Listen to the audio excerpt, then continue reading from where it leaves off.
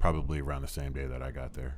Okay, so they came down immediately after his murder as well? Correct. Okay. Is that the first time you had met Lori? First time I had met Lori. Okay. Did you see her again afterwards? Yeah, I saw her at the memorial in Phoenix at the American Airlines facility. Okay, so American Airlines did a memorial for him out in Phoenix? Yes. And at their AA? Yeah, it might have been like a training center or something. It was a big room that they had. You know, it could fit a lot of people in there, and that's where it was.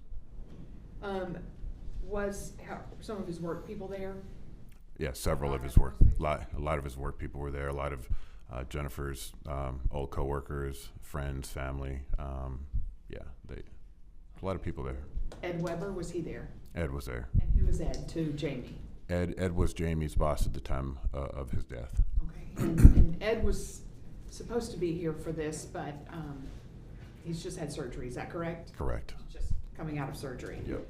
He was Jamie's direct boss. Yes. Okay. And Jamie had a lot of coworkers. Tons of coworkers at American Airlines. Correct? That's correct. Had a really good relationship with them. Oh yeah.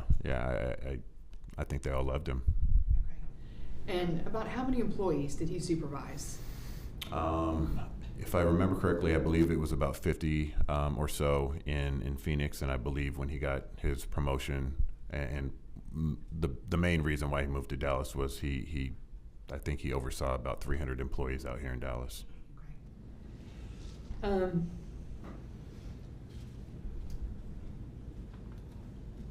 Okay. And what did Jamie like? I mean, no. You saw that Easter video that played during Guilt Innocence, correct? Correct. You were in here? Yes. Okay. And in that video, you see James in it, and Jennifer has the camera, and there's James. And there's a bunch of kids in there. Right. Do you recall that? Okay. I do. Do you have any idea who those kids are?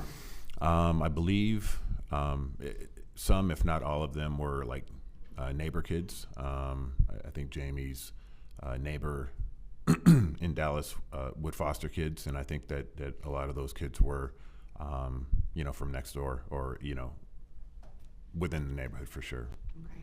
And that was common for Jennifer and Jamie to host the neighborhood kids, right? Yeah, they've always had an open door to, be giving and just, have gatherings. Yeah, they've always kind of been like that. And you guys would all get together a lot, especially when y'all were all in Phoenix. Is that correct? Yeah, we get together for holidays, special occasions, birthdays, Halloween. Yeah. Thank you, Mr. Snyder. I'll pass the witness. I have no questions, Your Honor. Very good. May this witness be found excused? No objection. No objection. Sir, you may stand down. You're excused from any further service. I'm gonna have to double check, Your Honor, if that's okay. That's okay. Go ahead. Okay.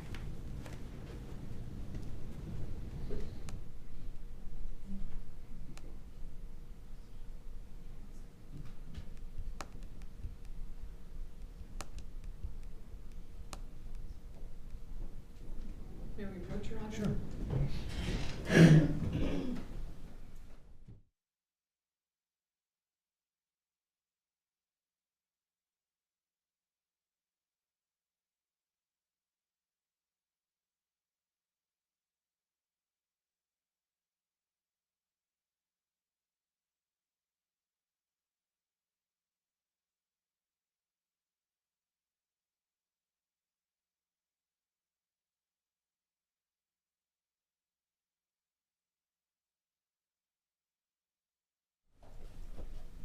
All right, members of the jury, I understand that lunch is quickly on the way. So we are going to break for lunch. Now that you all have rendered a verdict, we're going to go back into trial mode, so to speak. You're not allowed to discuss this case or evidence that you might have heard. From this point forward, please don't do any independent research on this case. Don't do anything that might jeopardize the sterile environment that you all have worked so hard to keep and maintain throughout this process. Enjoy your food. We'll be back in the jury room at 12:45. All rise for the jurors. Court's in recess.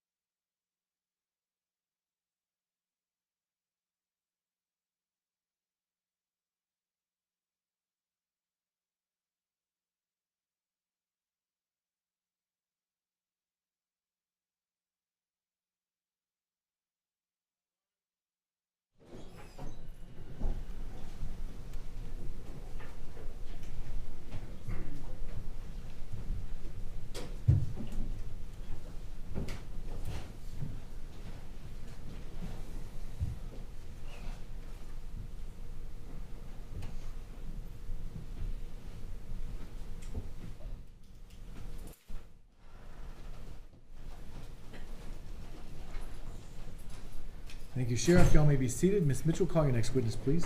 St. Paul Melanie Blackburn.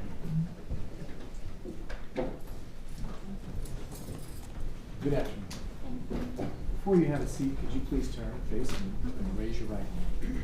You swear the testimony you're about to give will be the truth. Yes.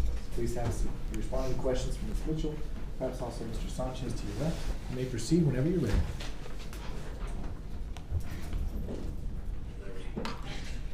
May I approach the bench, Your Honor?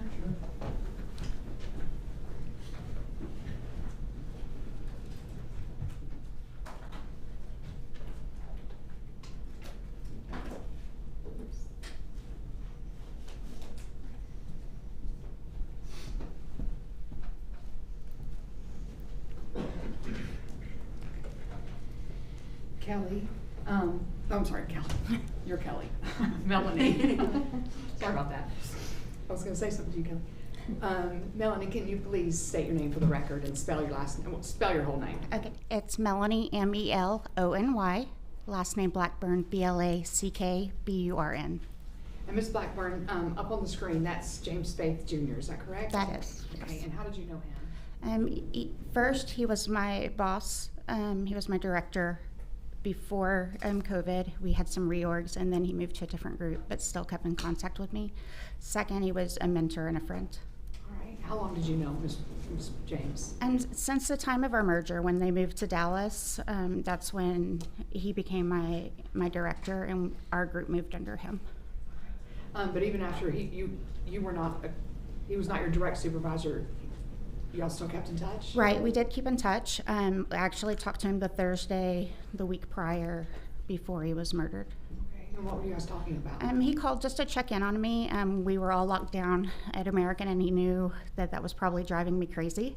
So checked in on me, made sure that my husband and I were doing okay. My husband also works for American.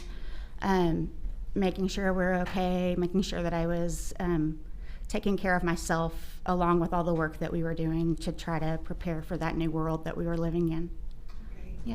And particularly it's the airlines particularly hard too. Right. And the group I was in, we had a lot of changes we had to make to accommodate passengers flying. So he knew that I was working more than I was supposed to be, probably. So. Was that a common trait of his to check on people? It was, yes. He would reach out, check on us. Anytime he'd see an email come through at 1 o'clock in the morning, or know that we're on vacation, or even just to say, hey, did your daughter do this? Like things that we would talk about. There were a lot of times before we moved to our new office buildings that it would be him, another one of my coworkers, and me were generally the last three in our area that were still there. So there were a lot of times we'd talk about the latest technology, what's happening in my daughter's lives and Amber's life. A lot of times he'd get a text, she just landed, I got to go. So it was always, we had that business connection, but we also had that personal connection. And speaking of that, would he invite coworkers or people he managed over to his house? He would. There's several times he had meetings at his house that everyone would go. I went over one time for a dinner meeting. How would you describe him as a manager? As a manager, he was very fair. He would fight for his employees. He would always have your back and left you to be the one making the decisions. He might kind of guide you to tell you this is the way it's going, or. And he was pretty high up, would you say? Like, what was his title? He was a director of customer technology. Okay. And he had a lot of employees under him, correct? He did, probably around 300 at one time. Mm-hmm. And did you feel like you still had, or his employees still had a connection with him, even though there was 300 of them? They did. There were a group of us that, like I said, he'd always just check on us and make sure we're okay. You were talking about to me earlier about charities. Can you explain what? Yeah, we were very passionate when US Air and American merged, passionate about making that connection so it's not an us versus them with the IT community. So we would do charity events, we do quarterly events, try to bring that psychological safety to everyone and to make us one. The biggest event that we had was the last in-person event in 2019, which was our holiday party. We would always have Toys for Tots, and then generally like Animal Angel Tree or some other organization as well. Things that we were all passionate about, kids and animals. So we would have raffle tickets. Everyone coming would have the chance to have raffle tickets. We would wear that one in particular. Jamie always at Christmas wore a Christmas jacket, and then from A Christmas Story, yes. I cannot remember that. From A Christmas Story, and then I had a little holiday dress on, and so he was the MC, and we were going around and we were getting people to buy the raffle tickets. That year we had 4 huge Toys for Tots boxes overflowing, and we also did a coat drive for Addison High School because we are very connected with Addison High School, and do a mentor program there. He was a cheerleader. He was. Supported his team. Oh yeah, he supported everyone, and that year we had the biggest donations that we ever had, and it was nice being able to deliver that check to Toys for Tots for those. Would you consider him kind of goofy? Oh yes, he was very goofy. He didn't like a silent room, so if we were in a meeting and there was a lull, he would always have something funny or witty to say. He'd pop up in meetings once we started with the Teams meetings, pop up and he'd have like a disguise on or something funny to make you laugh. You also talked about after his death, like how the American Airlines, how you guys all came together. Can you explain that to the jury? Yeah, immediately after we learned of his death, which was right that same morning, we jumped into how can we help Amber and Jennifer? How can we help their family? We knew Mom and Dad would be in, we knew sister would be in. So we arranged a meal train and collected money.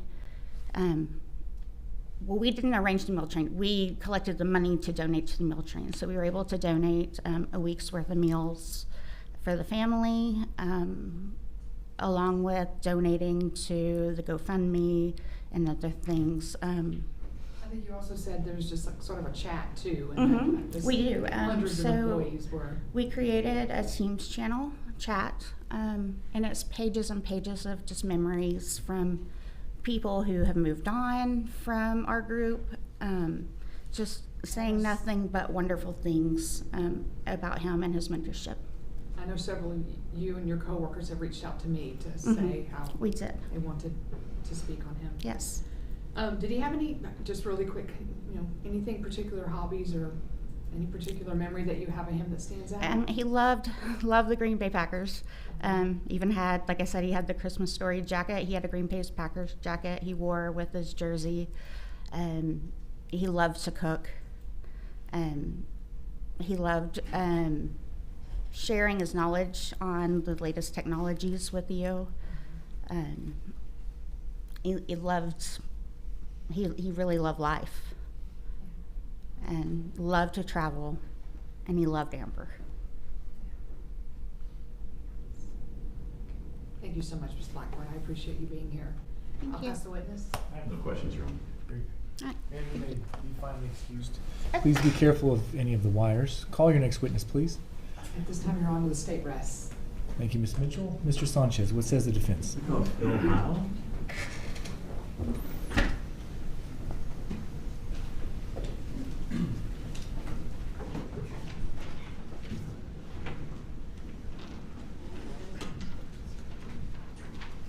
Sir, if you would please come to the front of the courtroom. And before you have a seat on the witness stand, could you please face me and raise your right? You swear the testimony you're about to give will be the truth. I do. Please have a seat. We're responding to questions first from Mr. Sanchez and perhaps also Ms. Mitchell directly in front of you. You may proceed whenever you're ready. Thank you.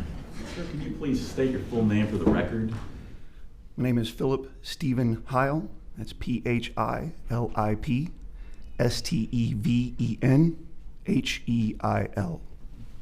And Phil, where are you from? Can I call you Phil? You may. Okay. Where are you from, Phil? I grew up in Lubbock, graduated high school in Galveston, Texas. And how do you know Darrin Lopez? I first met Darrin in 2002 in the Special Forces qualification course. And did you serve with him? Yes. So you met him in 2002 in the qualification course. Were you training at the same time? Were you ahead of him? How did that work? So he was actually a little bit ahead in the medical course. Without getting into it, is a little bit longer than the weapons sergeant course. I was weapons sergeant. We were training on the range. Darrin was providing medical coverage for the range while we were doing our weapons training. So we did that training. After that, we kind of stayed in contact a little bit, but very busy in the qualification course on doing different jobs. So I didn't run into Darrin again until I got to 5th Special Forces Group, deployed to Kuwait, was assigned a team. I walked into the tent where my new team was and saw Darrin. And I was like, oh, hey, what's going on? I hadn't talked to him in a while through the training, so. From that point on, did you serve with him in combat? Yes, we were on the same Operational Detachment Alpha, which is a small 12-man team. Not always 12, but that's where you're supposed to round out. We served together for probably just over 3 years through our first 3 combat deployments in Iraq. And that was with the Special Forces? Yes, as Green Berets, members of an Operational Detachment Alpha, our team number was 575 in 5th Special Forces Group. And what kind of things did you have to do in the Special Forces when you were serving with Darrin? On deployments or Yes, on just deployments. overall? Overall. Wow, there's a lot. I will keep it extremely brief. There's a lot of things that a Special Forces team can do. Mainly in the first deployment, we were tasked with finding I don't know if everybody's still familiar with the Deck of 55, the top 55 members of the former regime. Well, then there was lists below that. So we had these lists and we were tasked with sort of finding these individuals, apprehending these individuals and bringing them in so that they could be questioned with regard to the whole weapons of mass destruction thing or any information that the government could get to help build a new government or guide them. So Was this part of the search for Saddam Hussein? I mean, everybody was looking for him. Everybody. Nobody really had to be tasked. I know there were certain units that were specifically tasked with that hunt, but everybody was looking for information on him. So, Was this dangerous work? yes, Did people get injured? yes. Fortunately for us on that deployment, no one in our team was injured, but there were enemy combatants that we engaged at several times and were engaged. So yes, it was dangerous, and we had to engage people and close with, kill the enemy. And you are familiar with Darrin's decorated past as a soldier, aren't you? Yeah, pretty familiar. You've actually looked at his military records.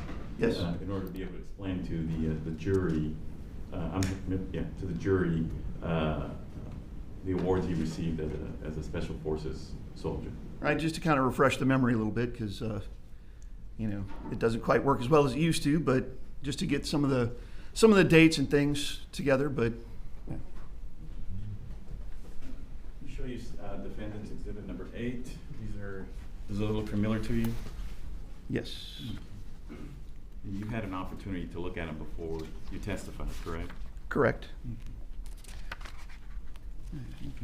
The tabs that have been put on there are in colors. The red ones, I believe, are awards you received, right? Yes. Okay. Can you, and also you've brought a demonstrative aid that can help you explain to the jury the medals that he's received, correct? Yes. Actually, we were able to get one of Darrin's old uniforms that was kind of together as it was as he kind of left it years ago in probably 2013-ish when he was retiring. So we have that with some awards on it. Your Honor, at this time I would move to enter into evidence Defendant's Exhibit Number 8, the certified public record of Darrin Lopez's military service. Any objection? No objection. Defense aid submitted for all purposes. You may publish. I'll put him right here for now. Well, I'll put him up here. If I may get his uniform, Your Honor, as a demonstrative aid. Any objection from the state for this being displayed to the jury as a demonstrative aid? No objection, Your Honor. All right.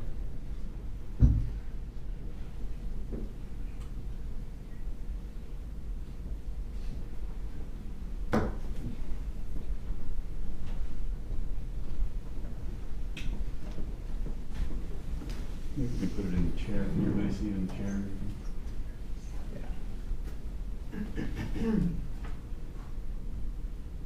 We'll hold it up.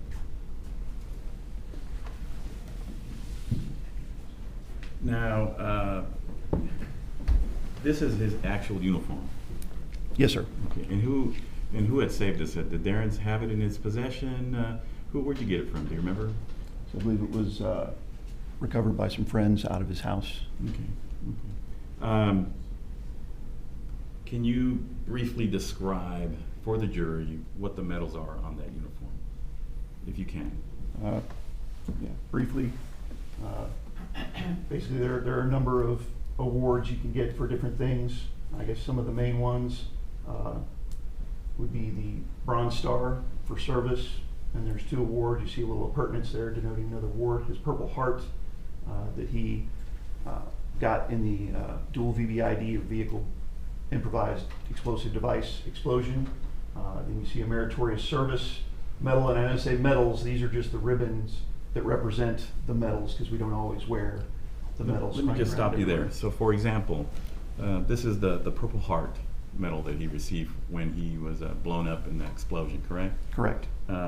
So the bar that's on the uniform actually comes with inserted here in the medal itself, right? Correct. And there are certain uniforms you can wear your full medals on, but not this particular one. So usually, or a lot of times, you don't wear the actual medal when you walk around. You just wear the bar showing that you did receive the Purple Heart. Correct. And if you can describe briefly, I'm sure we'll have another witness talk about it, but briefly, that Purple Heart was for his injuries, for what occasion?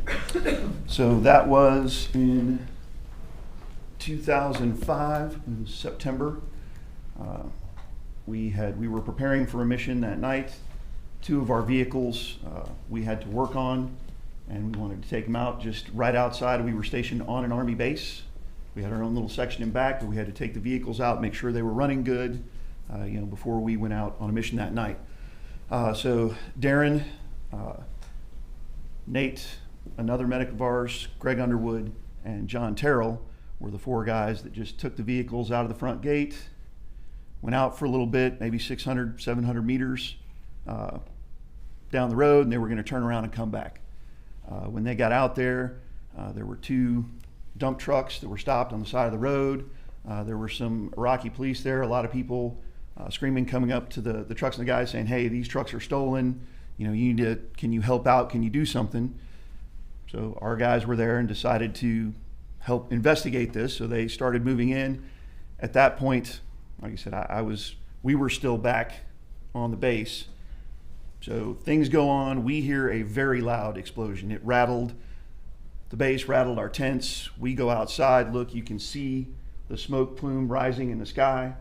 We know it's the general direction that our guys were, the route they were driving, just a little out and back. So we start trying to raise them on the radio, and we can't get anyone. So we immediately start to put our gear on, get our other trucks, get in there, and we are going to go out and make sure our guys are okay. About the time, there were a lot of other things happening. It was very chaotic. About the time we started to go out, our 2 trucks, pretty beat up and broken, come in. Darrin is coherent, but I mean, I guess it's cliche, but you can say the training had kicked in. He gets out, he's like, "We need to get Greg out of here." Greg was conscious, but very badly injured. We'd already called for a medevac. We're pulling him out. Greg goes on a medevac. John Terrell goes on a medevac bird, gets out. We knew there were concussive injuries just from the way that Nate and Darrin were acting, but we were on that Army base and they had some medical personnel there, so we kind of held off sending them. We sent the most apparent and more wounded in Greg and John out. And this here is the part of his records where it actually shows that he really did get a Purple Heart, right? Yes.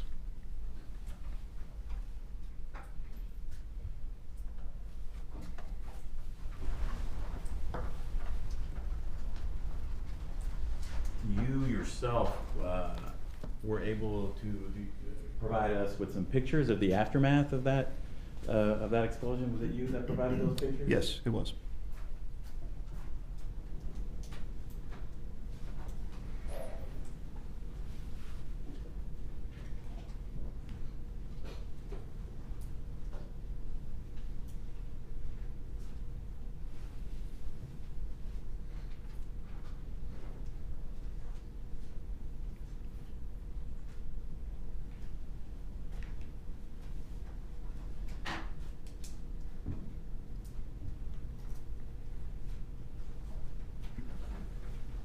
I'm going to show you what's been marked.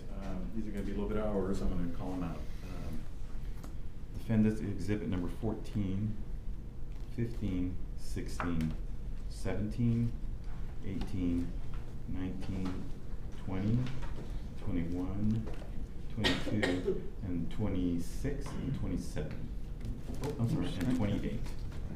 Are these the pictures that you provided us from that day that you're talking about, the explosion? Yes, they are. Okay. And is everything depicted accurately in these pictures? Yes. Okay. Any objection from the state to admission to meetings of the evidence? No objection. Those exhibits are admitted, you may publish. Thank you. Now, this wasn't just some little explosion, was it? No, sir. These were two big trucks. And what were they filled with? So the EOD report after the next day, you had two big dump trucks, each filled with 4 55-gallon drums of ammonium nitrate explosive covered in gravel. What does this picture show here? That is one of the vehicles that was close to the dump trucks when they exploded, and it has actually been blown across. You can see in the front there's the canal area here in the front, and then the car in the back. It was actually blown 40 meters or so, probably, across that canal to land on the other bank. What do we see here in this picture? It looks like one of the possible axles to either the dump truck or trailer. I mean, there were several vehicles out there, and it was just a mess in the blast area. And as I said before, there were some Iraqi police already kind of on site, and that is one of their police vehicles. Were some of those police officers killed? So our 4 guys were the only 4 people that left that blast site alive. Do you estimate how many people died in the blast? Again, with EOD, and that they figure there were probably about 19 people in the vicinity of the blast. Same police car? Yes, sir. Same car, just different view? Yes, sir. Mr. Sanchez, could you call out the Oh, I'm exhibit sorry. numbers? The last one I showed was defendant's exhibit number 17, and this is defendant's exhibit number 18. Thank you.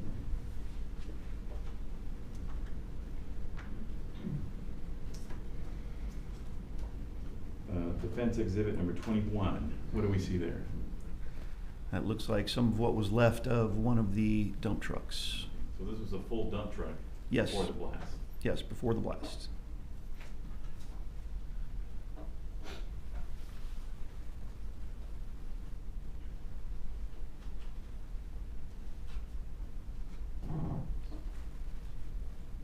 So after that happened, you said that Darrin was able to get Greg out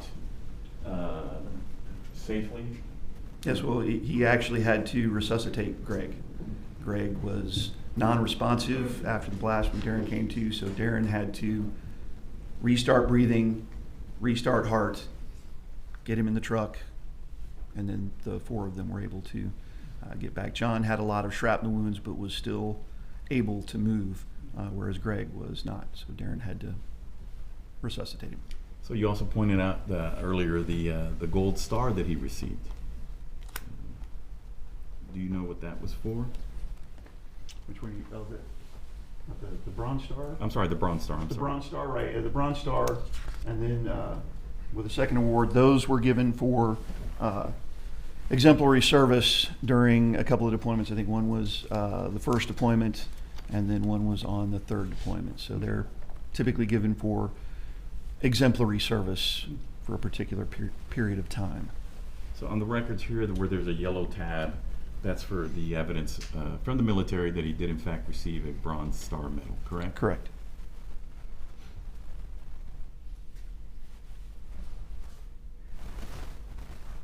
And all the red tabs that are on there are for different types of awards that he received throughout his service. Is that Yes, okay? that's correct.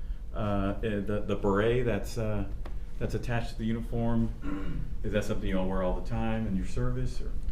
Contrary to popular belief in movies, those are only worn when we are in garrison service. So when we're back here in the States, in our uniforms around, that is the green beret that's worn there. Typically, we don't wear them on deployment when we're out doing whatever it is we're doing. Those are typically reserved for garrison duties, but that is the headgear and that is the symbol for the 5th Special Forces Group on the flash, the black and multicolored. Before testifying today, did you somehow do the math of the magnitude of that explosion? Yes. And what was it? It came out to roughly 4,866 pounds of ammonium nitrate explosive. And if you compare that to the Oklahoma City bombing, how did it compare? Almost exactly the same amount. Now, let me show. Let me show some other photos that you provided. Defense exhibit number 23, 25, 28, and 24. Did you also provide these pictures? Yes.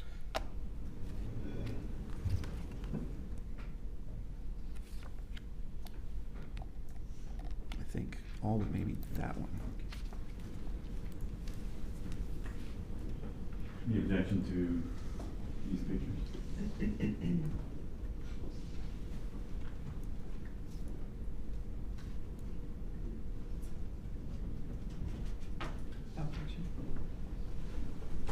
I move to admit 23, 25, 28, and 24, Your Honor.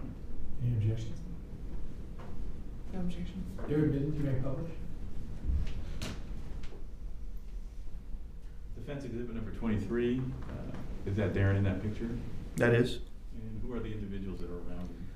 Those are some local national Iraqi children. And then remember exactly who the other individual is, but they're local nationals. And I think, if I remember correctly, that's probably around Yarmouk Hospital in Baghdad. So it's a local national hospital in Baghdad. And Darrin was a medic at this time, right? Correct. And did he have a lot of interaction with the children when you were in Iraq? Not just children, but the hospitals in general. One of the things that we do as a team is to provide medical services if needed, or help local indigenous populations out with anything we can. And most of the time, a good way to do it is medical, because our medics are very highly trained. So he was very involved with Yarmouk Hospital, and then several other areas. Anytime we would see a local national, or if somebody needed treated and we were there, then he would provide assistance.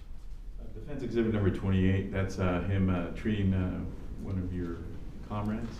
That is Darrin treating a Kurdish Peshmerga fighter that were assigned to us to help with security during our trip in OAF2. And I believe that one he had caught some shrapnel, and Darrin was doing a little minor surgery to get the shrapnel out and get him sewn up. So he was, I guess, what we would call a partner force, Kurdish Iraqi. And again, this is him again, Yeah. working as a medic. Okay. Now, this picture here, Defendant's Exhibit number 25. Is there anything important about this picture, or something you remember about it, about the little girl? And so this is the third trip. I think on that one we were working, we did a mission where we were working with some civil affairs people, Army, military, civil affairs. And in that particular operation, we'd come across this gentleman and his daughter. And I do not remember exactly what medical condition his daughter had, but I remember him, her father, being very upset and trying to find some treatment and trying to find somebody that could treat them and help them. And Darrin kind of took it upon himself to help this man and his family and try and find something, get them in contact with someone, or find some way to get treatment for his daughter. And he was able to do that? I believe so, yes. Okay. You had mentioned to me also that Darrin had received something, good conduct medal or something to that effect? Right, so If you could tell the jury about that. Right, so the Army Good Conduct Medal is awarded every 3 years of good service, I guess you could say. So no, you're not getting in any trouble, no violations against the Uniform Code of Military Justice, basically keeping your nose clean. Every 3 years you receive an Army Good Conduct Medal. And that's this one right here on the end. I know it's hard to see. And then you get little clasps that you put on there for each successive award. That particular silver clasp with the knot denotes Darrin's 6th award for the Army Good Conduct Medal. That's 18 years. 18 years, yeah. I passed the witness. Just a few questions. Mr. Heil, is that right? Yes, ma'am. Okay. Darrin Lopez was discharged in 2013? Yes, ma'am, I believe so. Okay. The beginning, do you remember when? I don't exactly remember when. We were, I think my team was in Afghanistan at the time, so. Okay.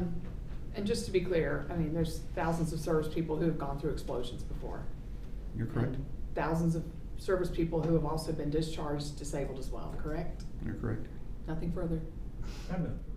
And he'd be finally excused. No objection. No objection. Very good, sir. You may stand down. You're excused from any further service. Mr. Sanchez, before we call your next witness, or perhaps while they're coming up, you want to make sure that some of the exhibits are Yeah. taken care of?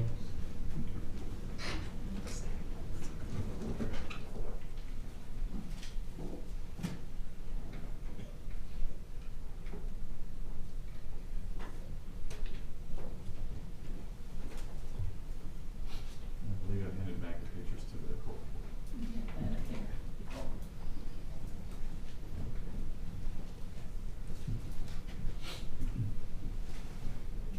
We call it Greg Underwood, this thing.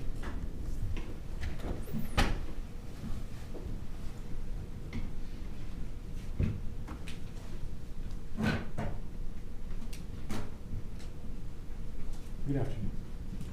If you would please come to the front of the courtroom. Before you have a seat, you turn and face me and raise your right hand. Swear the testimony you're about to give will be the truth. Yes, sir. Please have a seat. We respond to questions from Mr. Sanchez first, and perhaps also Ms. Mitchell. You may proceed whenever you're ready. Sir, can you please state your full name for the record? My name is Greg Underwood, Gregunderwood. And where are you from, Greg? I'm currently from just outside of Fort Campbell in Palmyra, Tennessee. I'm originally from St. Louis, Missouri. Okay. And you came here to testify for Darrin because you wanted the jury to know good things about him, correct? Yes, yes I do. You understand that after everybody's testifying that they're going to go back in the deliberation room, decide what the just and proper sentence should be on this case. You understand that, right? Yes, I do. But you wanted to talk to the jury and talk to them about some experiences you've had with them, right? Yes, Now, you served with Darrin in Special Forces, right? correct. Okay. How long did you all serve together? I met Darrin Lopez December of 2002, just before Christmas. He had just been assigned to ODA 575, and we were getting prepared to go to Iraq. We didn't know if we were going to invade. We didn't know what was going on, but he had been assigned as a medic to the team. I was the senior communications sergeant on the team at the time, and we were just coming back from schools and a lot of getting prepared right after Afghanistan.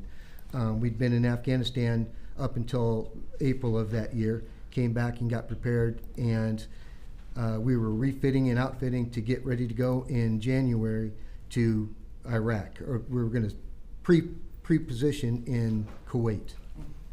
And you were in the car with him, or truck, when that explosion that we just saw the pictures of happened, correct? We had two different vehicles. He was in the forward vehicle, and I was in the second vehicle. The vehicles had a driver and a gunner on them at the time. There's usually 3 or more people in the truck. We had damage to one of the vehicles and repaired it, and we needed to get it fixed. We needed to see if we could get the vehicles up to speed just on the road a little bit, so we took them outside the front gate of the forward operating base we were on, and Darrin was in one of the lead vehicles. Okay. And so you were behind him? I was in the secondary vehicle, yes. And is that when you were approaching those dump trucks? On the way out of the gate, we were told by the front gate guards that, hey, just down the road, the local police have something going on. They've got a couple trucks that something's going on. I couldn't hear it very well because I was up in the turret of the second vehicle. Darrin, being a senior NCO, and the other gentleman, John Terrell, they made the decision. What does NCO mean? I know we use Non-commissioned officer, sergeant. He was a senior sergeant. He made the decision that, they made the decision that we were going to go down there and take a look at it. And we drove down the road. We saw numerous police cars, and we saw 2 large dump trucks. I say 5-ton dump trucks because that's just easier to say 5-ton. I don't know exactly the size of the dump trucks, but they were the size of the dump trucks you see going down the road here for construction daily. The 2 rear axles and the big dirt bucket on the back, I guess, the gravel bucket, whatever you want to call it. So what happened? We were there for just a couple of moments. We had noticed that the drivers of the vehicles that the police were talking to were in their, what we would call Sunday best, but over there they're Friday best. And that automatically gave us the something's not right. I don't recall which one of us yelled, hey, we need to get out of here. But one of us yelled, hey, it's time to get out of here. Something's not right.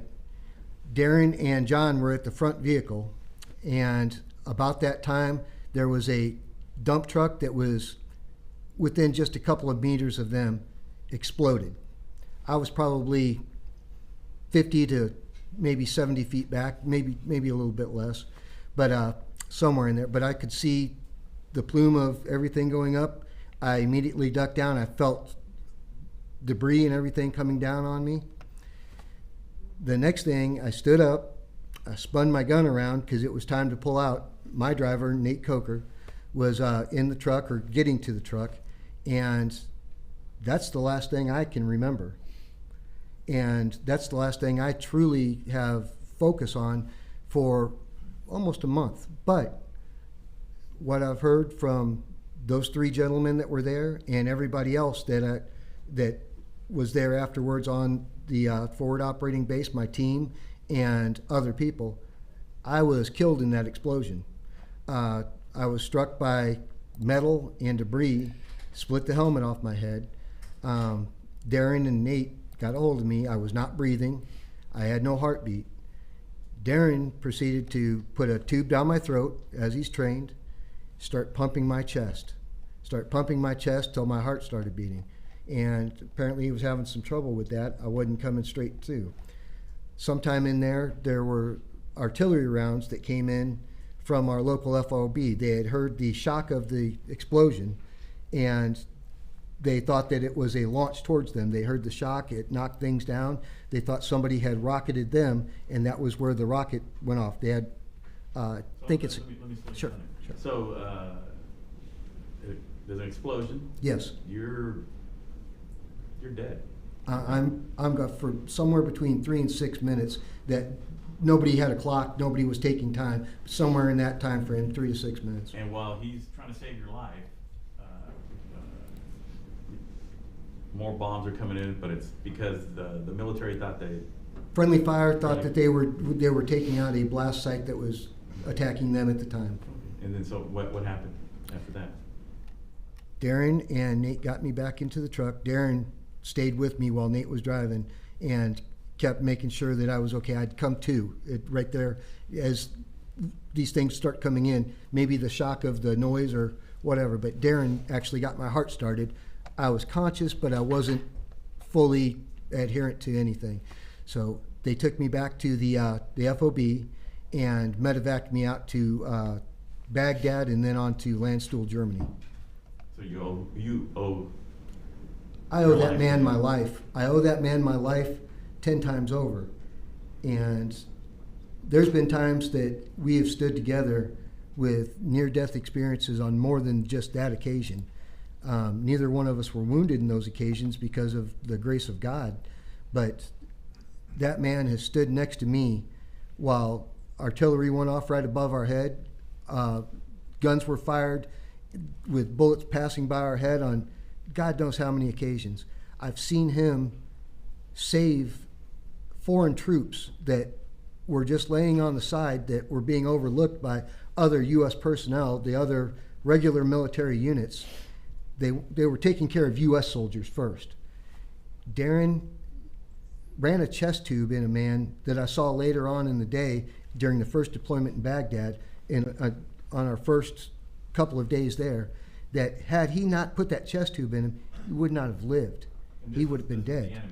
This was the enemy. These were men that were adamantly trying to kill all of us, blowing up tanks, had just been in huge ambushes that American soldiers had died. These guys were sitting there with holes and bullet wounds from Americans in their chest. Darrin took the time to go over and said, hey, let's just go see what's going on. He wasn't told to go over there. He wasn't made to go over there. Nobody said, hey, Darrin, we need you over here to work on these guys. Darrin just wanted to go see, hey, let's go see what happened. We walked over. He saw the enemy sitting there, and nobody was taking care of them. It's our job to take care of them, too. But Darrin made sure that I know of at least one of them that lived that wouldn't have. We saw him later at the prison camp, and maybe a day or two later.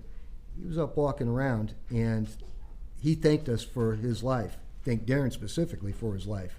You also you had talked about an incident also where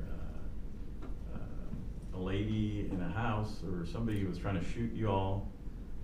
There was an older lady who was protecting her son. Her son was a bomb setter. He was setting bombs.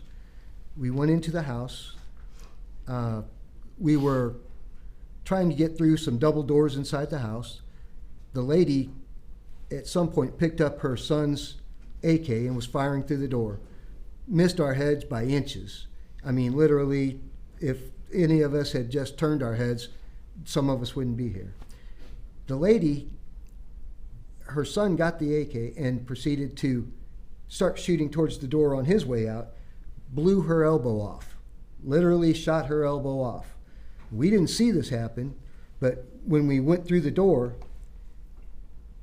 she was laying there and her arm is just barely hanging on, while the rest of us went and hunted down the son who was now trying to shoot at us.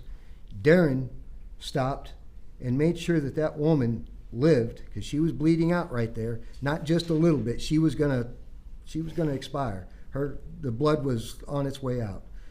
She is alive today and still has her arm, whether she can use it or not, because that man took the time to sit down and bandage her up, sit her down, take her vitals, and maintain her until somebody could get there, like an ambulance or something, to take her to a hospital.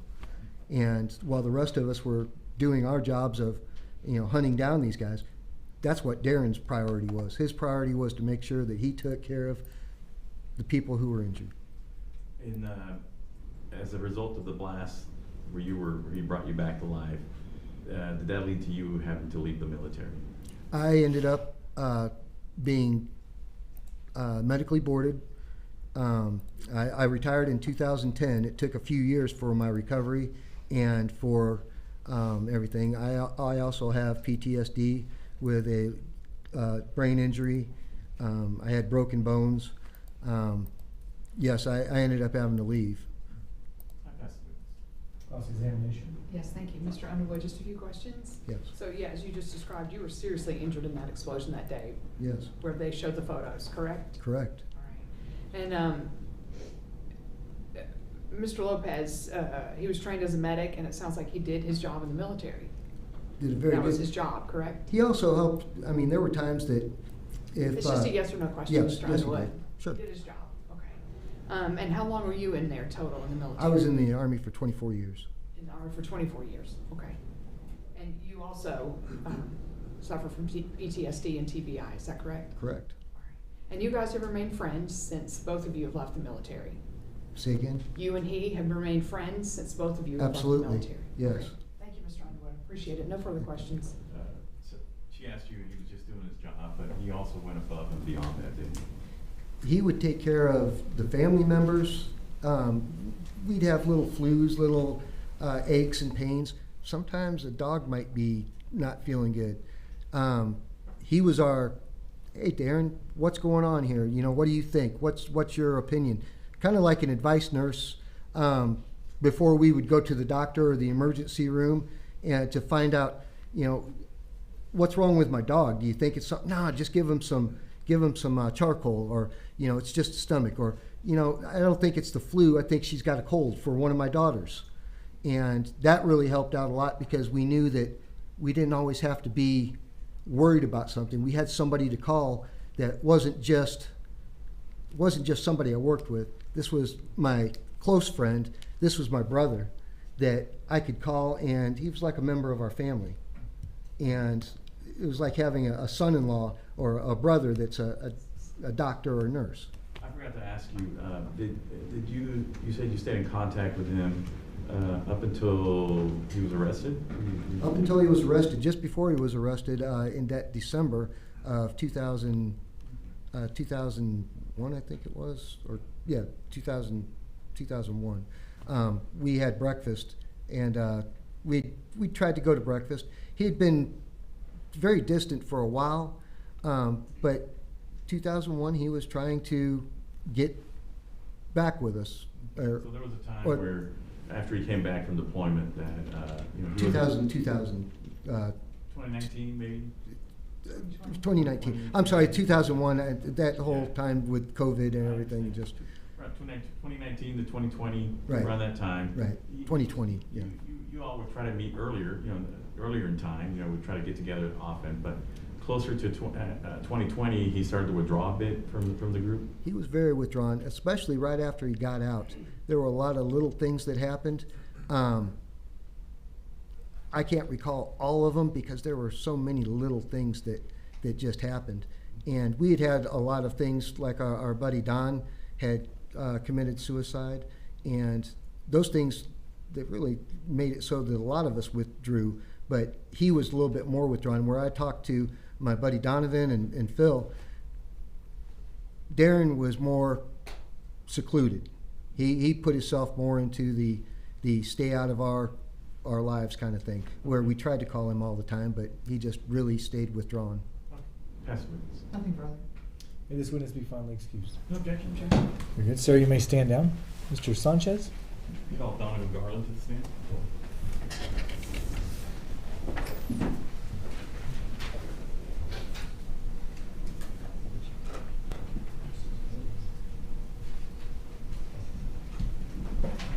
If you could, please, before you have a seat on the witness stand, turn and face me and raise your right hand.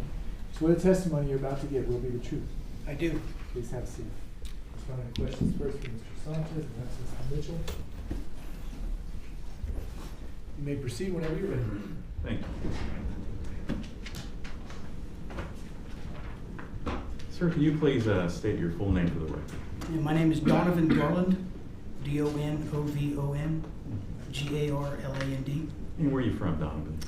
Originally from Upper East Tennessee. Right now I live in Clarksville, Tennessee, about an hour north of Nashville. Is that close to Cumberland Furnace? It's a different county. It's about a 45-minute drive, yes. And obviously you know Darrin Lopez. I do. And there's some things you want the jury to know about him, isn't that true? That's true. And did you serve with him in Special Forces also? I did. And in what capacity? And we were teammates from the spring of 2003 until he left the team sometime in middle of 06, I believe, 2006. And then at a future time, 2008 to 2009 time frame, Darrin was a multi-purpose canine handler, and he was attached to my Special Forces detachment, and we worked for an 8-month period together on that deployment. And we've heard some testimony about the explosion. Yes. Were you there for that? I was on the base. I was with the team. I asked to go on that patrol, but I was not with them, no. Were you with him in other occasions where there was combat? Yes, many. Where was that? So each of our deployments to Iraq was about a 7.5 to 8 month time period. Generally, we went to a different place in country each deployment. Our first one was Baghdad. I was a new guy, so I was the junior communication sergeant attached to that team. Darrin was, at the time, the junior medic. And so in that capacity, we did patrols, we detained bad guys. That sometimes there was some enemy combatants that got killed. But specifically on our second trip in Iraq to Samarra, kind of the center of the country, we'd been in there about 6 weeks on the ground. Our team house was a 2-building compound, and we received.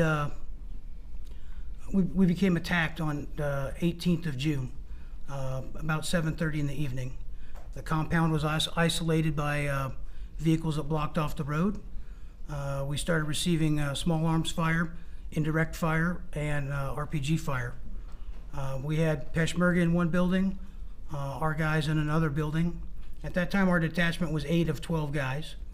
And then we had 2 squads of U.S. infantry and about 16 Peshmerga, and we're the only U.S. presence in a town of about 400,000 people in about a 9-kilometer square. And anyway, so this was a sustained fight that entire night, and on 2 sides of our compound was a local cemetery, which gave us some standoff. The enemy started using RPGs, What does that mean?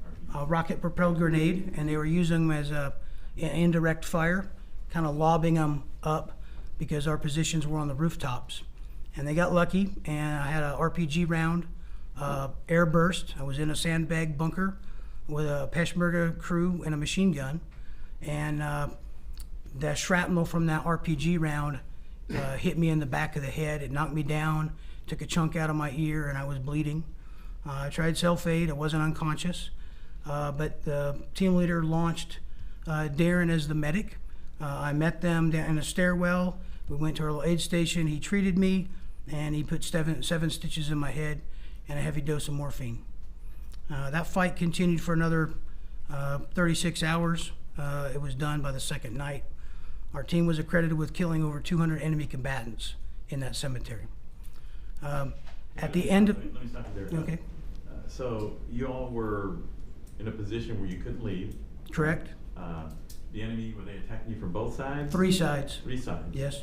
So you had to fight the enemy off from 3 different sides. Correct. Hoping that some help would come. Yeah, we asked. They didn't come. So you were sitting there, almost, I don't want to use the term dead duck, but we were isolated. You were isolated, being attacked from all 3 sides. Northeast and south. The river was to our west. How many days did it take for you to fight off the enemy or get ready? This was a 2-day defensive battle. 2 days, 18, 19 June. And we say it's 2 days, I mean it's 24 hours, right? They started in the evening and they went till about an hour or two after first light when the sun started getting warm. And then they would shut it down for the day, kind of refit, and then they started again the second evening. And eventually the rescue come? Yes, after that second day, they kind of broke. They made a tactical mistake. Basically, the conventional force commander had Air Force aircraft ahead. The enemy combatants turned RPGs and shot them at the aircraft straight up.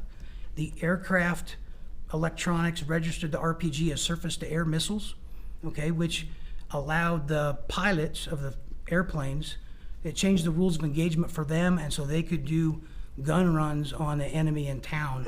Because the enemy was fighting from the city, the populated environment, we were limited, the commanders were limited fairly, on what their escalation of force and response could be. Okay.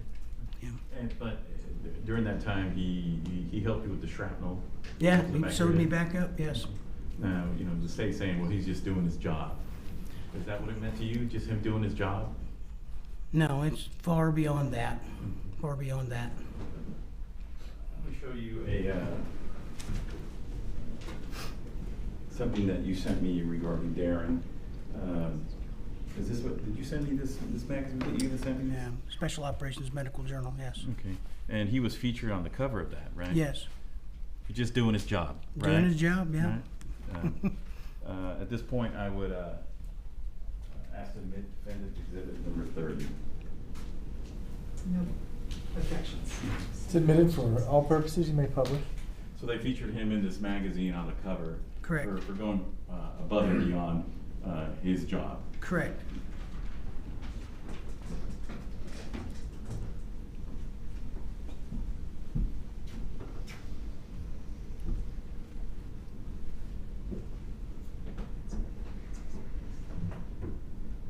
Now, we've heard already testimony about some of the trauma that Darrin had gone through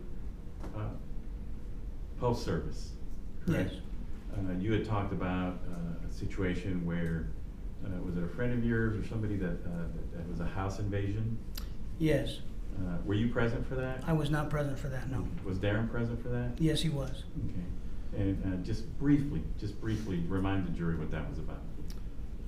Darrin, Object, Your Honor, he wasn't present for it. Objection sustained.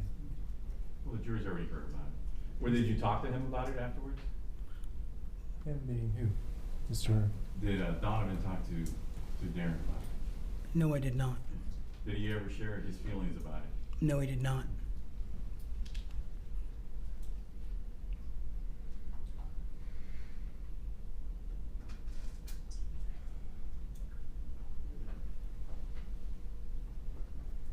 We did talk about also the trauma that he went through when your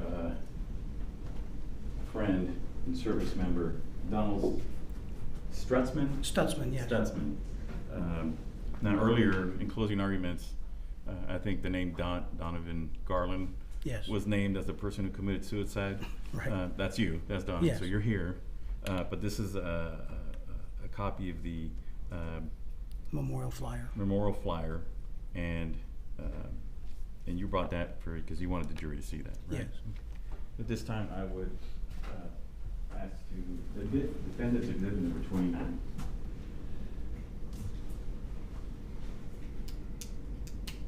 No objection. Defense 29 is admitted. You may publish. Thank you.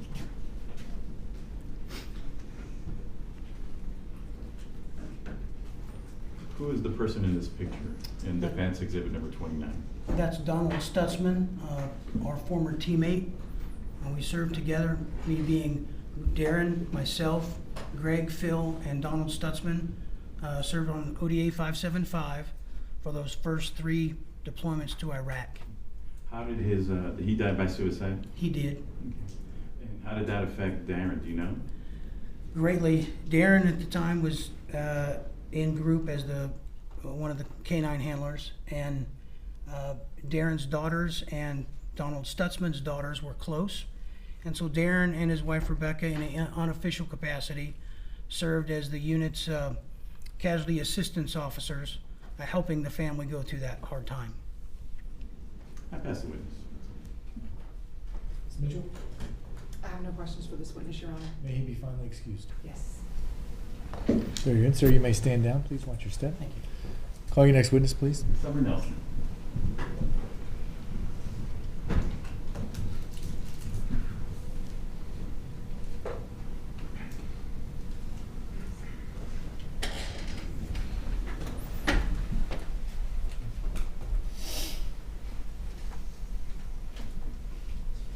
Afternoon, ma'am. If you would please come to the front of the courtroom. And before you have a seat, would you please face me and raise your right hand? Swear the testimony you're about to give will be the truth. I do. Please have a seat.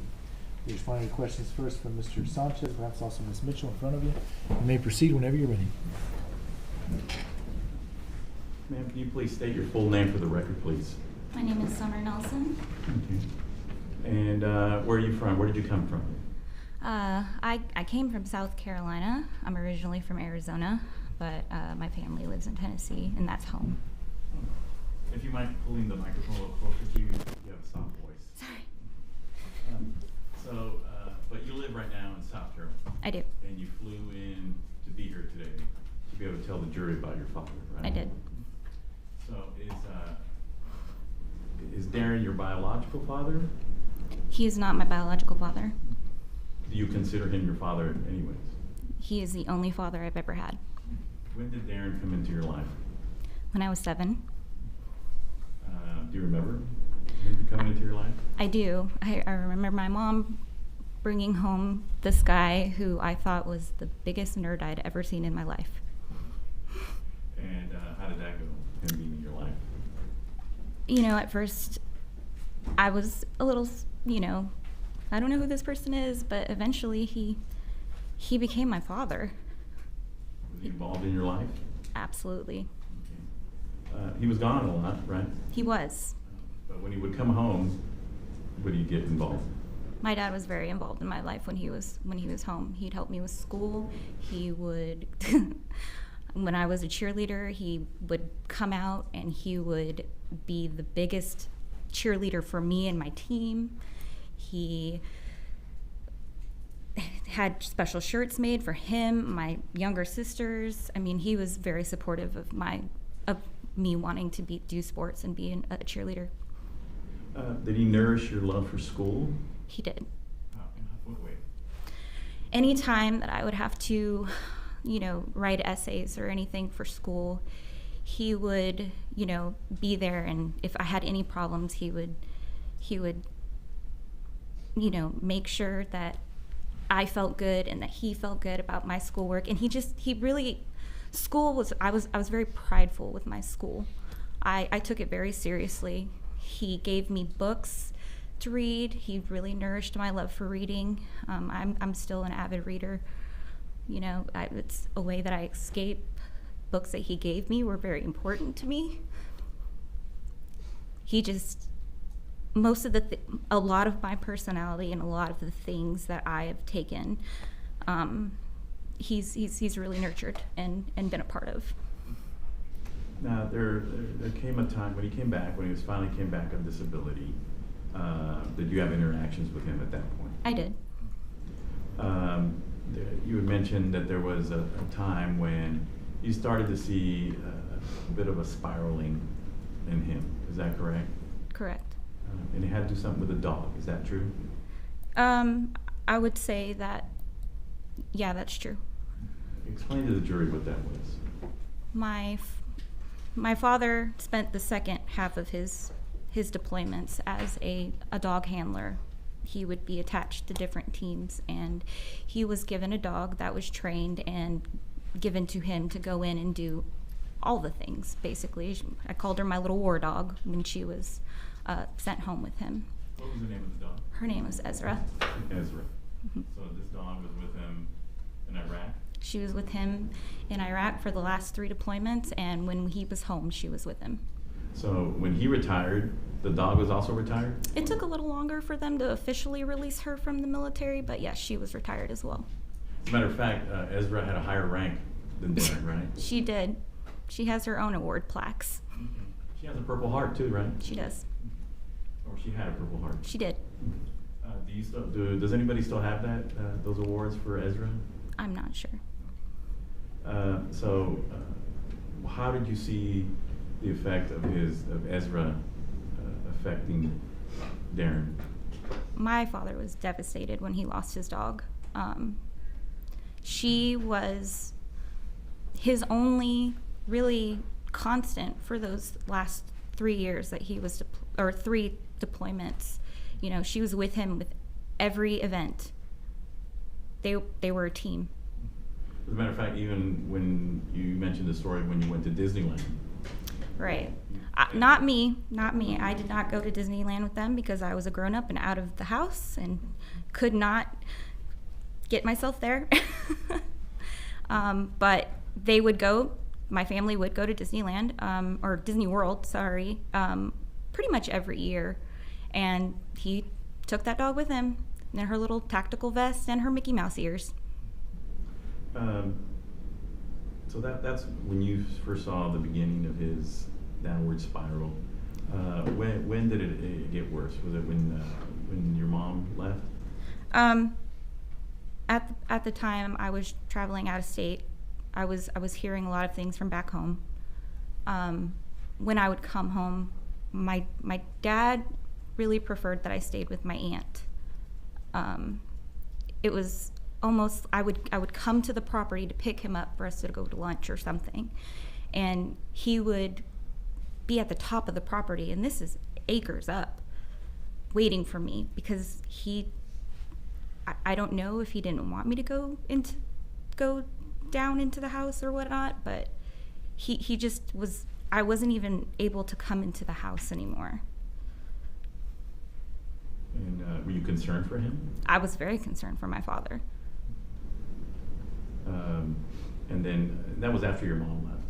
That was after my mom left. Did you try to stay in contact with him? I did. Was that hard or easy? It was very hard. I would text him. Sometimes I would get responses. I would call. I wouldn't always get an answer. There would be times where I would get a hold of him and I'd be like, you need to work on this. Like, I need to know that you're okay and everything's, that you're doing okay. And he would be okay for a couple of weeks and then it would just fall right back off. Now, when he was in jail, were you his last contact? Are you the only person he called that you know of? I'm not the only person that he called. I am the only person that he has remained constantly in contact, not constantly, consistently in contact with. And did you all talk about the fact, or did you all talk about him did you talk to him when he realized that that the person that died, Jamie Faith, that was killed, was not the person that Jennifer portrayed to him? I am actually the person who made him aware that he would be receiving this information. And I gave him the information I was given. And how did that go? He was devastated. Did you make a comment about He about Jamie's daughter? He did. Sorry. He basically said that he took him, the equivalent of him for me, away from Amber. No questions. May this witness be found excused? No objection. Ma'am, you may stand down. You're excused. Mr. Sanchez, Your Honor, ladies and gentlemen of the jury, at this time you would rest. any rebuttal? No rebuttal? Very good. Members of the jury, it's customary in our law and our procedure to take a break at this point. So, if you would please go back to the jury room and await further instructions. I would say at 2:15, be back in there, everybody at once. That's in about 15 minutes, maybe closer to 17. And we'll see you then.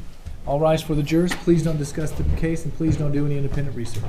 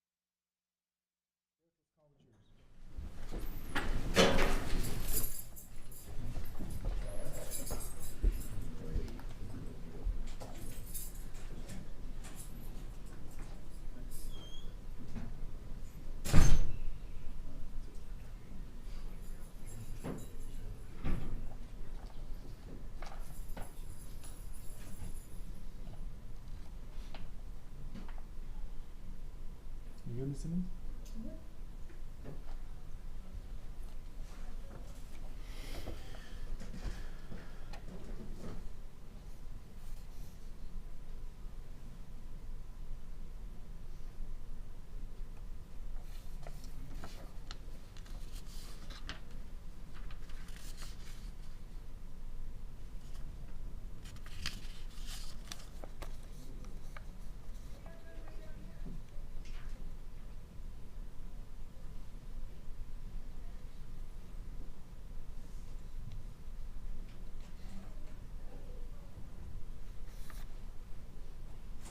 All rise.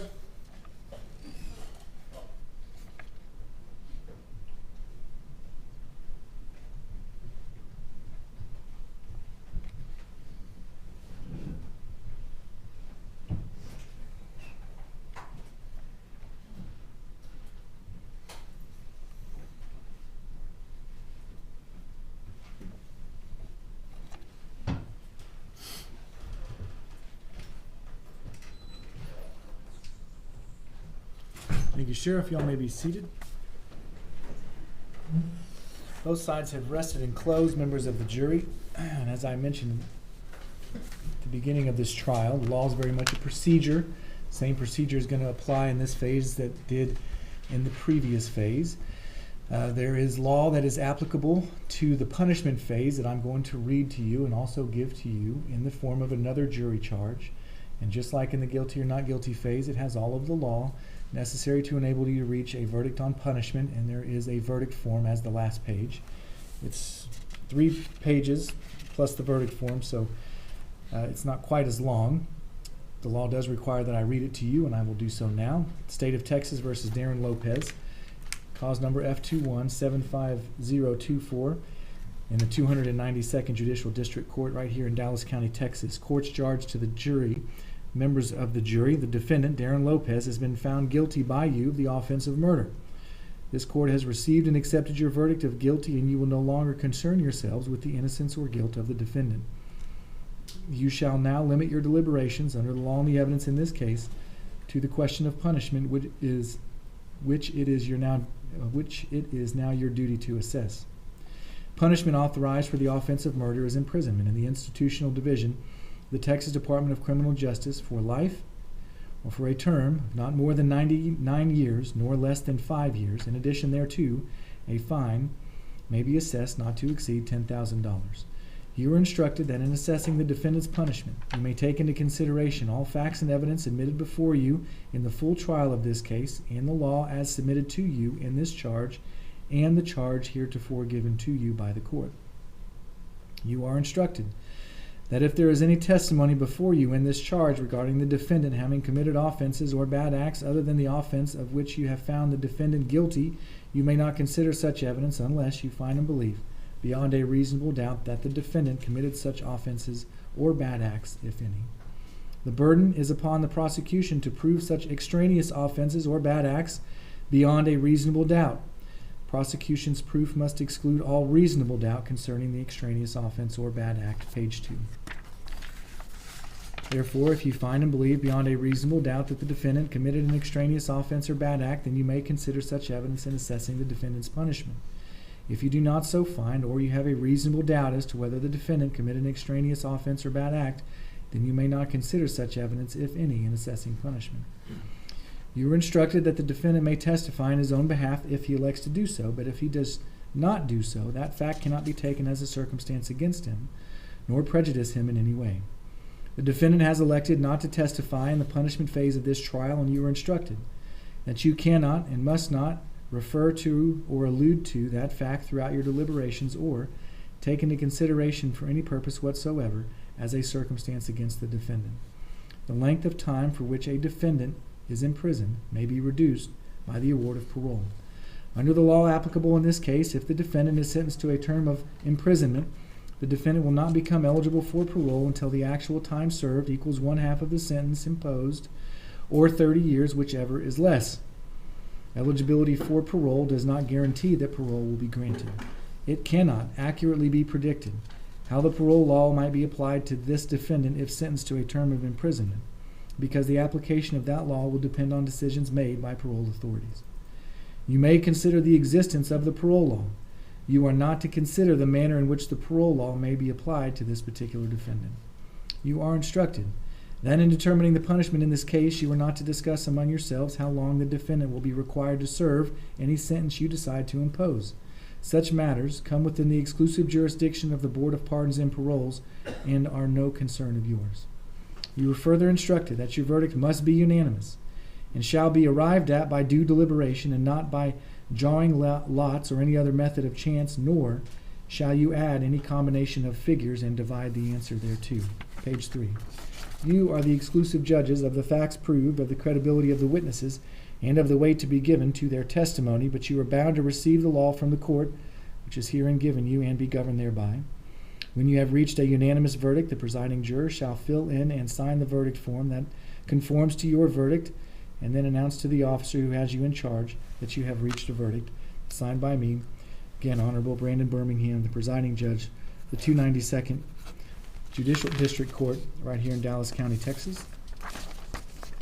Verdict form reads as follows.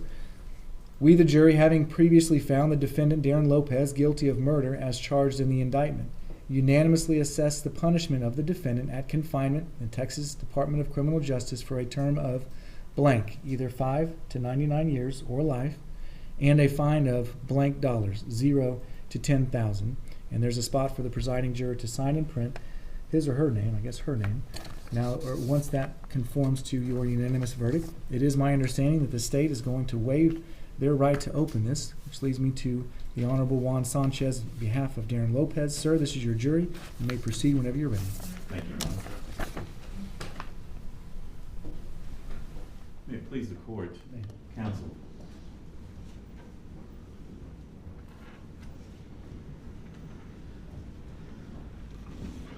Ladies and gentlemen of the jury, thank you for your work on this case up until this point.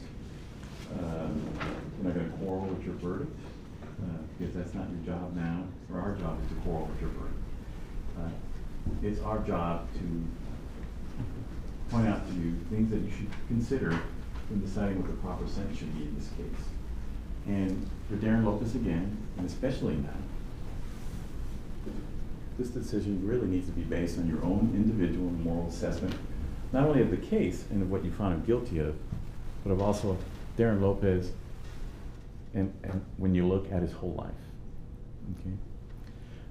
This is a huge range that the Texas legislature has given juries to deal with. It's 5 up to 99 to life, or anywhere in between is what you can sentence Mr. Lopez to.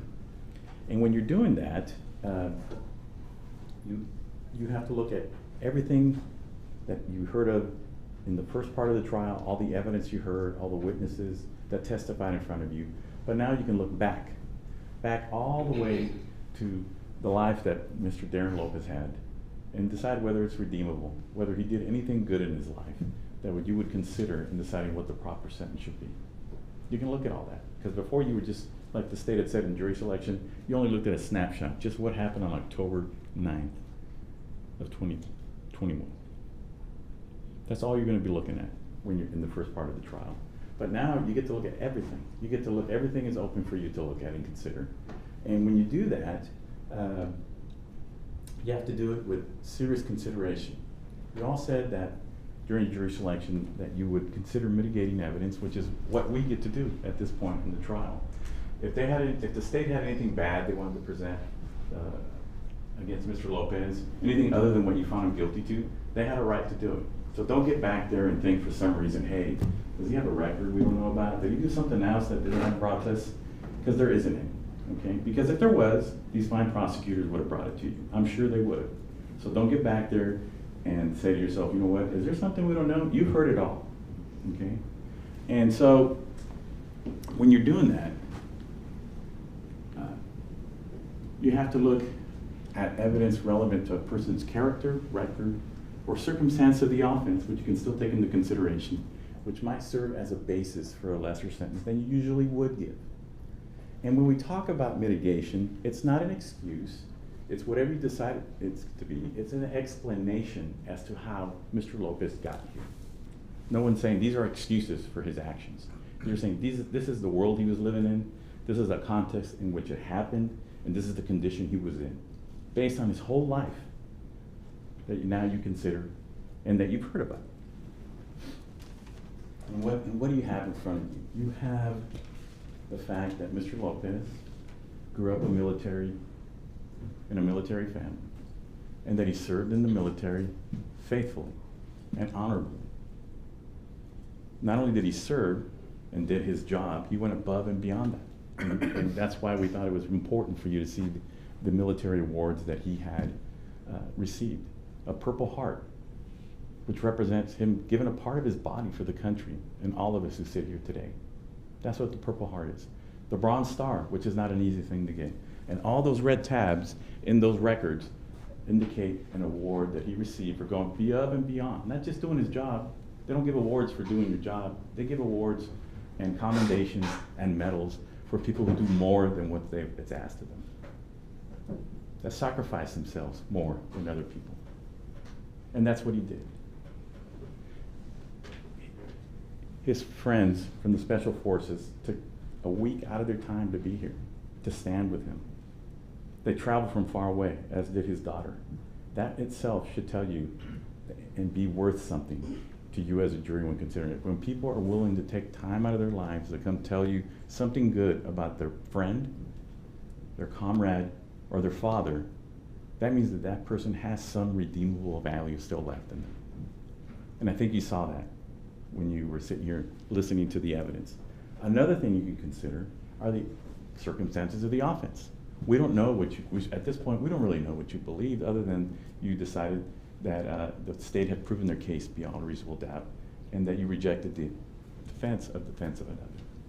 You may have gone back there and said to yourself, you know what, we do believe that he was manipulated. We do believe that he was misled by Jennifer, but we just don't believe that the danger was immediate enough for him to do that. If you believe that, and you believe that he had noble intent, even though he broke the law in doing it, you can consider that in deciding what the proper assessment of the punishment should be. And no one can tell you otherwise, okay? You can look at the fact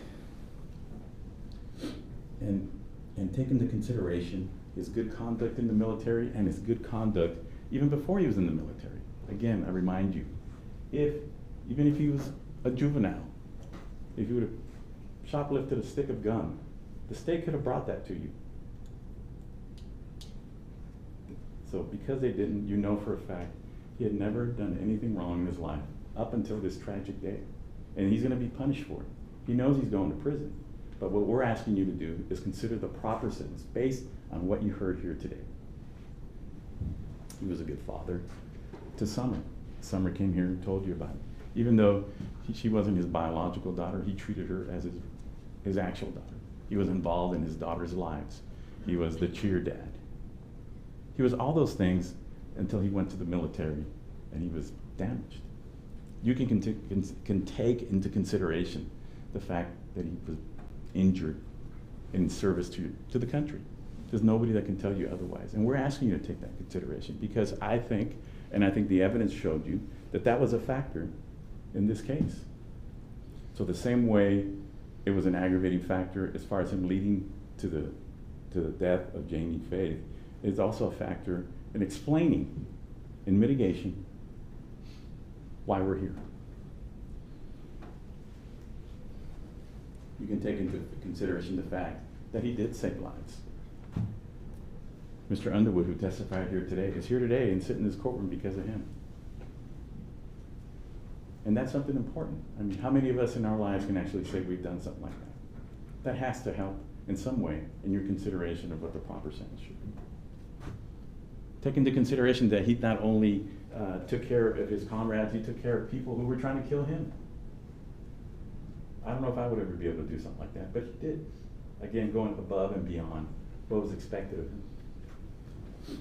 And one of the other things you can consider too, and I think it's important in this case, is that he did cooperate with law enforcement. He did cooperate with them. You heard Detective Barnes tell you that he cooperated in the prosecution of Jennifer Faith. And that should count for something, and I think it will once you go back there and consider it.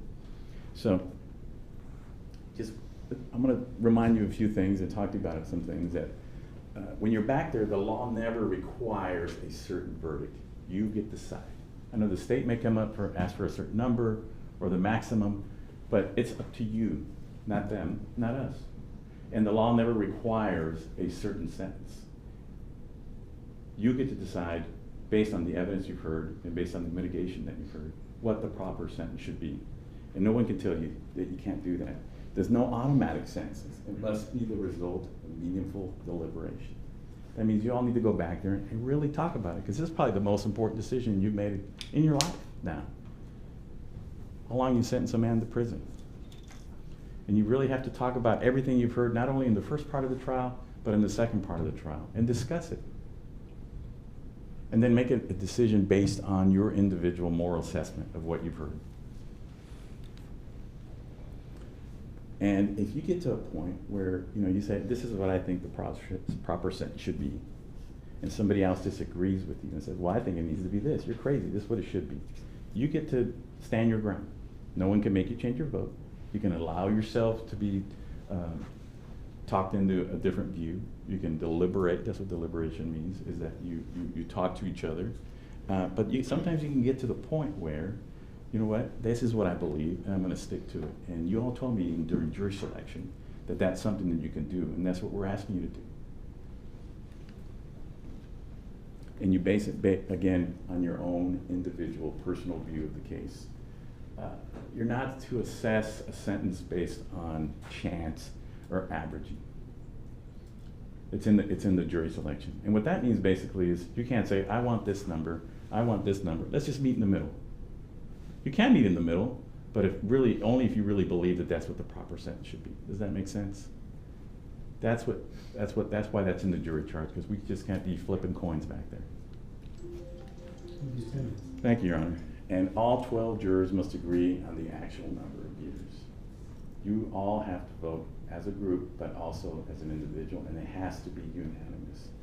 And so I'm not going to sit here, and I don't think the state's going to tell you what you have to do, because I'm leaving it up to you. We're leaving it up to you. That's your job, not ours. We presented all the evidence that we could at this point, and presented all the witnesses that we could, introduced all the evidence we could.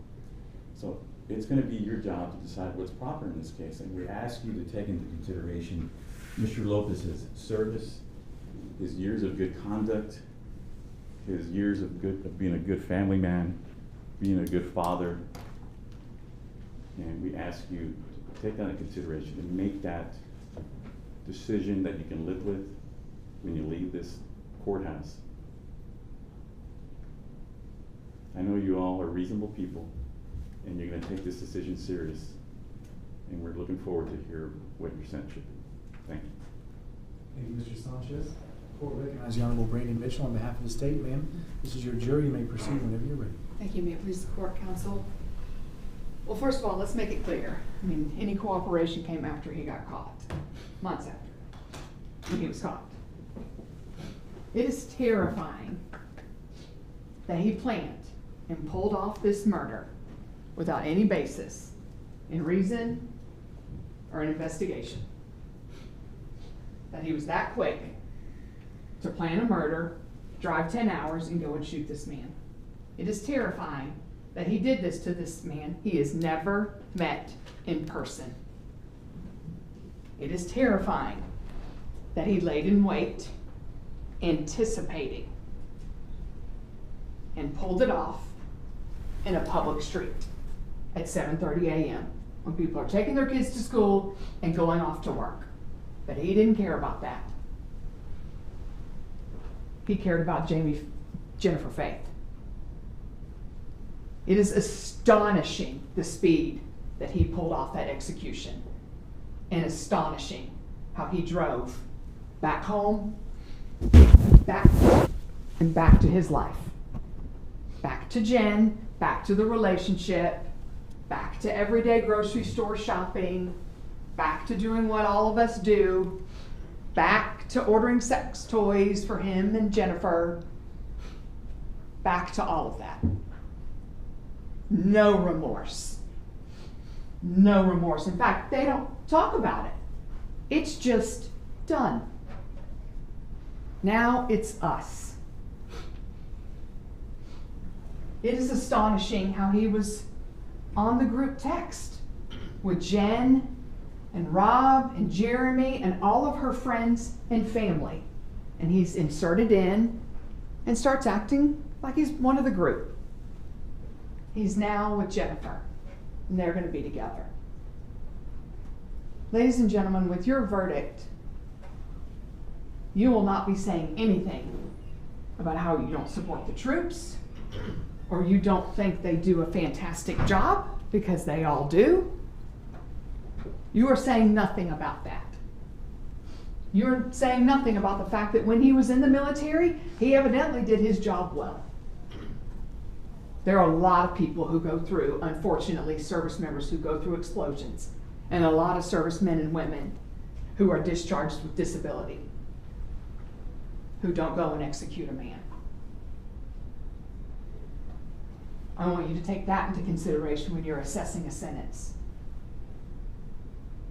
I certainly won't agree with Mr. Sanchez and won't give you a sentence, but I certainly believe the minimum is nowhere near what is appropriate for this. For taking his life, his 49-year-old life.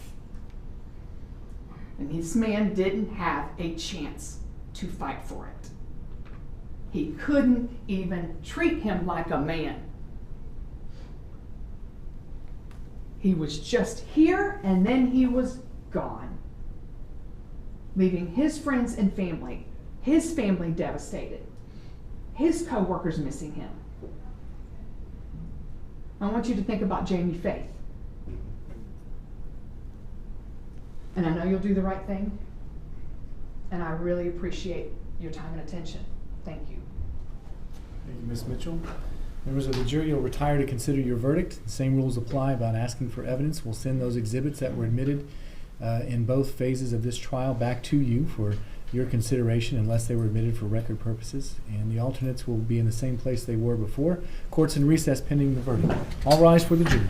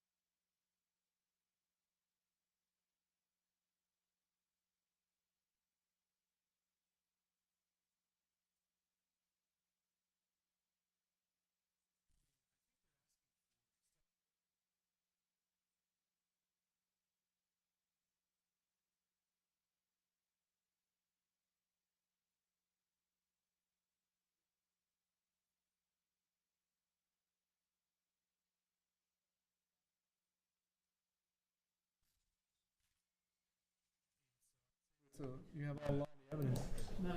Just testimony, there was testimony a little bit from Fabian, a little bit. I tried to see that for the record. I tried to see it.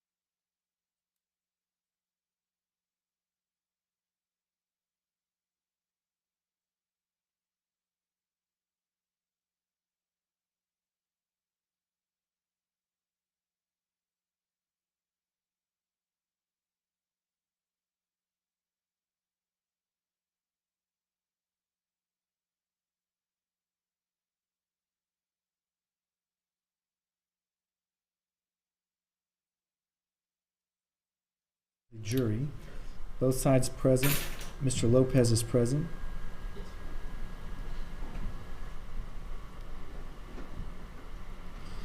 Court received the following note that I'm going to admit now as Court's Exhibit Number 2. The note says, between discharge in 2013 and the offense, can you provide records including 1, medical, behavioral, and neural assessment dates, results, and conclusions, 2, treatments for known mental and behavioral conditions including medication, therapy, neurofeedback, counseling, etc., and 3, general trends of adhering to recommended treatments and medications, signed by the foreperson of the jury. After discussing the case with both sides off the record, the court intends to send the following note back. The court is in receipt of the attached note. In response thereto, you are instructed that you have received all the evidence admitted in both phases of this trial. You are instructed to continue your deliberations. Is there any objections from the state? No objection. And from the defense? No objection. Okay, very well. Very good. Court's Exhibit Number 2 will be received and sent back to the jury. Court's in recess.